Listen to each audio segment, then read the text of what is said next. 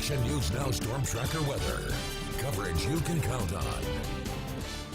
Well, temperatures still hot across the North State as we're starting off the month of July, but a little bit cooler across parts of Butte County. Orville currently sitting in the upper 90s, light south breeze, but humidity levels up, and that's good with the south winds. They're going to continue to bring in some low-level moisture to the area, and those south winds are the reason why Chico, Oroville at this hour not quite seeing those triple digits. Meanwhile, things heating up across most of the rest of the valley.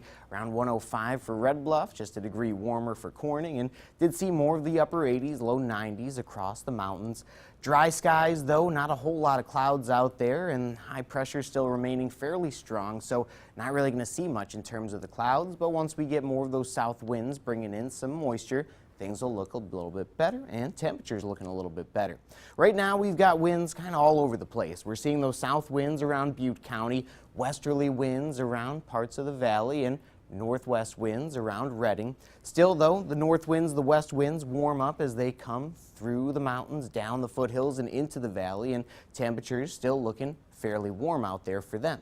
Meanwhile, that's keeping our fire danger still in the high, very high, and extreme categories. But again, we're going to start to see that situation get a little bit better over the next couple of days. Main reason why we're going to be cooling down, and those winds begin to shift out of the south, I should say. Tomorrow, though, still sticking out of the north, and they're going to be pretty strong around Shasta, Tehama, Glenn counties once again, but humidity values should be going up as we get more of those south winds. Still, though, the rest of this evening, I think the wind's still strengthening up around Shasta, Tehama, Glenn counties, and that strong wind profile's been sticking around through the weekend. They're still getting those northerly winds. Meanwhile, you can see Oroville, Chico areas, we're getting some of those southerly winds, and they're still going to see those into our Tuesday. North winds here, south winds there, but into Wednesday's forecast, we get the bigger shift of the south winds, that delta breeze, and that's going to help cool things down. Tomorrow morning, though, starting off not too bad out there across the valley. We'll get some 60s, some low 70s, but 40s, 50s coming back in the mountains, and that's a little bit more normal.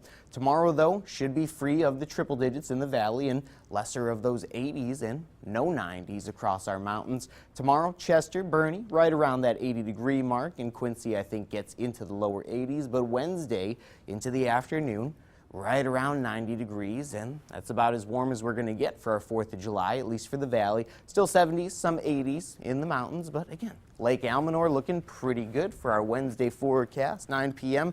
after sunset, those temperatures sitting in the mid-60s. You're up in the mountains. It's beautiful up there.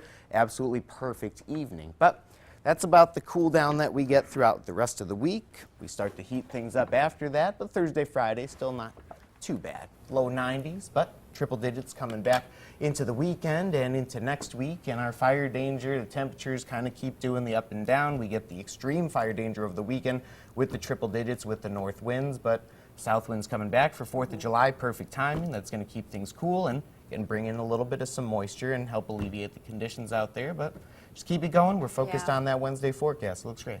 All right, thanks, Dan.